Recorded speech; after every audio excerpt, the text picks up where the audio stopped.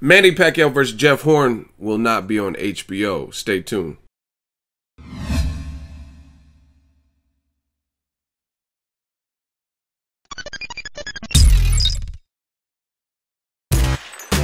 Boxingego here. If you like this video, make sure you hit the like button and also subscribe to the channel and hit the bell icon on the top of your screen to get notified when the latest new content drops. What up, Fight World? It's your boy Ego, and I'm back with some more boxing. Make sure you smash the like button, also subscribe to the channel for the latest and greatest in boxing. We work in 2017 is keeping me very busy, and I know it's keeping you guys fans busy. Now, this is the Ego rumor mill, aka where I give you guys just that, a rumor. Word on the street, Top Rank, they have some kind of deal in place. It is not announced who they will be working with, but there's something down the pipeline from what I'm hearing. And Pacquiao versus Jeff Horn should be on free TV and not HBO. Like, meaning not on the HBO pay-per-view or HBO regular premium package that they have with the cable providers. Again, I don't know who they're going to be working with. In the past, Top Rank did the deal where they were working with True TV.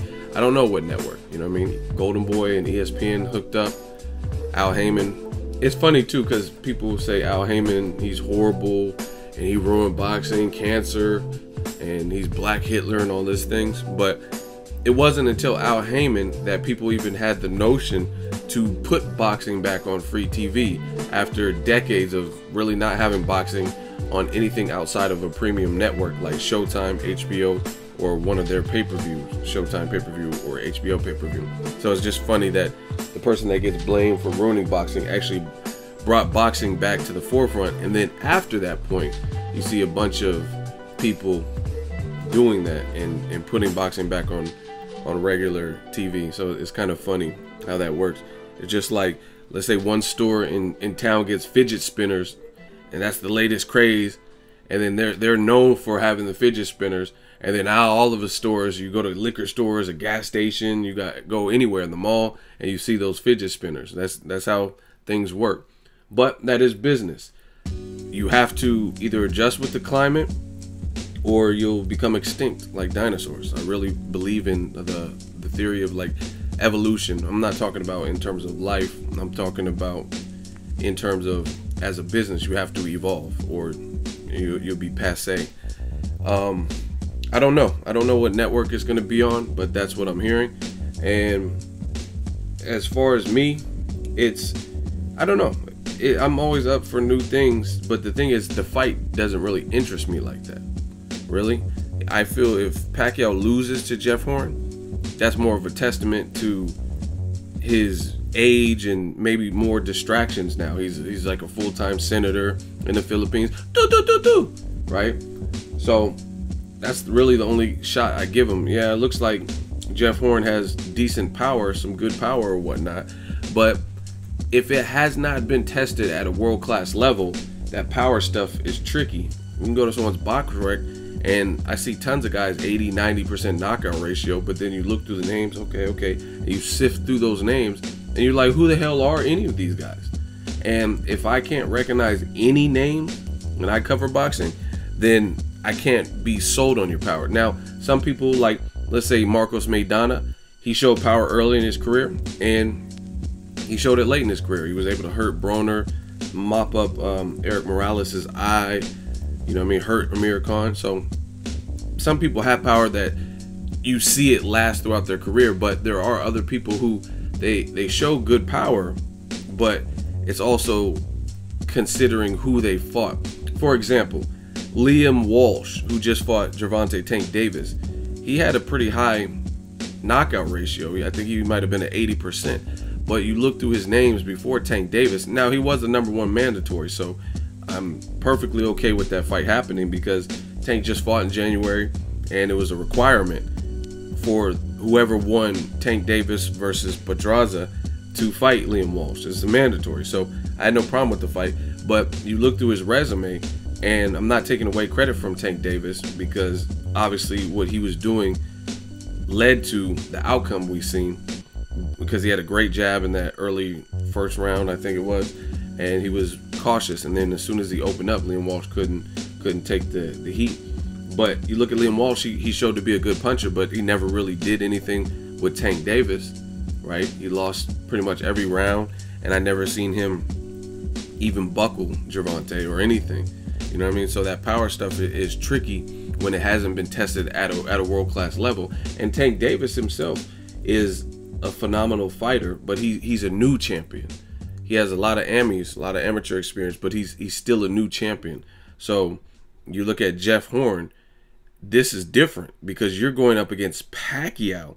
He's not no new champion. He's had belts, lost belts, had belts again, lost them, you know what I'm saying, or vacated, whatever he did. Moved up more than anybody in boxing history to collect titles, 8 divisions. So this is Pacquiao. This is not like a new champion, a Jared Swift Hurd, a Tank Davis. This is a guy with 50, 60 fights. I don't know off the top of my head exactly how many, but I know he has a ton of fights. And he's been fighting since the 90s, right?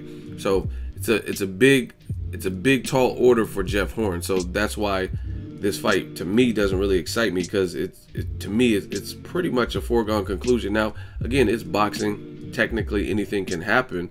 However, I wouldn't put money on it unless I was just putting money just for the sake of if he pulled a Buster Douglas.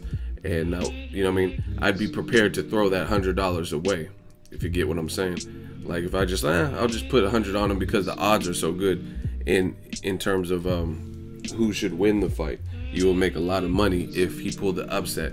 But this to me is like Golovkin versus Willie Monroe, Golovkin versus Dominic Wade. Somebody on paper who looks decent and formidable, but I don't expect it to be some kind of thrilling fight where the outcome is radically different than what most people expect, and that's a Pacquiao victory somehow, some way. Pacquiao has a good chin. Even though Marquez knocked him out, it took 3 tries, 3 attempts to knock him out, right? And Pacquiao, if you look at it, in those 4 fights, he knocked Marquez down far more than Marquez knocked him down. He knocked him down 3 times in the first fight, once in the second, I believe, and none in the third, and then they traded knockdowns in the fourth. So, you know what I mean? I don't know. I think Pacquiao has enough left to easily beat a guy who doesn't have that experience. But we'll see what the school teacher turned boxer can do in Jeff Horn. But for now, it doesn't look like it's going to be on HBO. Again, I don't know what Top Rank has up their sleeve, but credit to Top Rank because they've been trying new things. They've been trying to do different things, bringing some boxing to True TV. Multiple dates. They did their own pay-per-view, hosted their own pay-per-view, kind of like the UFC. They did that with Top Rank pay-per-view, the Pacquiao versus Vargas fight, and I think that's important. You can tell Bob Arum has been in the business because he knows. He just knows. That's a good way to put it. He knows, like little stuff. I see little subtle stuff. Like to me, Oscar De La Hoya, he was trying to be stubborn and like, oh, I'm not working with Al Heyman. You know what I mean? He had bad blood, but Bob Arum had bad blood with Al Heyman too, but Arum is no fool. So him and Heyman settled their lawsuit, and he started working with him. You look at Terrence Crawford's last 2 fights have been with Al Heyman fighters, and this was a guy that publicly he acted like he deplored, like he hated Al Heyman. You know what I mean? But again, Bob Arum's been in the business, and he's no dummy. He's seen the way things are shifting. Al Heyman has a ton of fighters. He has a very good stable of fighters, up and coming fighters. You might as well mend that relationship now, because if you don't, you just carry on and don't bury the hatchet, but then you ultimately lose money. You know what I mean? So I think Arum, he's a smart businessman. Whether you agree, I don't agree with everything he does. I don't agree with everything anyone does. But whether you agree or not, I think he definitely knows the business, because he knows when to fold. He knows when to make adjustments in terms of his business, and that's what he's doing. Like, okay, HBO don't want to buy Pacquiao versus Vargas because of the Kovalev Ward first fight, so we're going to do our own. You know what I'm saying? So he's making those executive decisions. Now, again, I don't know where this will be, but I seen after the Crawford Felix Diaz, he kind of went off on some reporters, and he was basically saying that the question was something like, will you bring fights back to HBO for Pacquiao or something? And Bob Arum went off. He's like, that's none of your fucking business. What the fuck are you talking about? You know what I mean? He said HBO has done great for boxing. They've been very good to boxing. I have nothing bad to say about HBO, but they're just a fucking network. That's all they are. They don't own the business of boxing. So to me, with that statement, that lets me know that Bob Arum, he knows what's up, and he knows that he could work with HBO, but just like HBO made a business decision to focus all their energy on Kovalev Ward 1 and their longtime fighter, Manny Pacquiao, who had been on the network and made millions of dollars for the network, they were so quick to, when they didn't really care for the fight or they thought they had a better fight in terms of Kovalev Ward, and Pacquiao Vargas was too close of a date because of his senatorial duties, they were quick to just say, like, no, we'll focus on that. We don't want to buy that fight. You know what I mean? Because it wasn't convenient for them. So I think that was a reality check and an eye-opener for Bob Arum. This is just my opinion. And I think that was a reality check. So he's like, oh, okay, so that's how it is. I could work with HBO, because you've seen him after that point. He still worked with HBO. But sometimes when people make decisions or certain moves are made, you just know where to hold them. You know what I mean? Like, I've had friends like that. Like friends, they did something, like if you do something shady, then I just cut you off totally. But if someone shows something or shows a different side of them, and you're like, oh, okay, that's how it is, I know where to keep you now. You know what I mean? I thought we were cooler than that, or I thought this and that, but I see this is, you know what I mean, this is who you are. So I don't know if you guys know what I'm talking about, but I think that's what happened with Bob Arum, where he's seen that, like, okay, they were quick to not pick up the fight with Pacquiao. So he still does good business. He's a businessman. He's not gonna publicly bash HBO. He might need to work with him. He has a ton of upcoming talent: Shakur Stevenson, Oscar Valdez, Lomachenko, Terrence Crawford, etc. Right? So he's like, okay, we'll keep that working relationship there. But just like they made a business decision, I'm gonna make my business decisions and do what's right for my company. And that's the smart thing to do. If you realize anything, if you have any kind of business savvy, then you'll know you got to take care of yourself. You got to look after your brand. And you know what I mean? Because that's what HBO did. They said, man, we ain't ruining Kovalev Ward 1 for Pacquiao Vargas. And then Arum had to scramble and figure out his own method of televising that particular fight. It was already like done deal or whatever.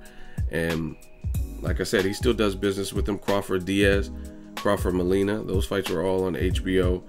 Lomachenko Sosa, you know what I mean? These are all HBO fights, but I think he realizes probably more than ever that he can also make his own moves. That's why he's saying HBO, I don't have nothing bad to say about them, but they don't own boxing. You know what I mean? We could do this business. It's always business. It's never nothing personal. In the words of Nino Brown, it's always business.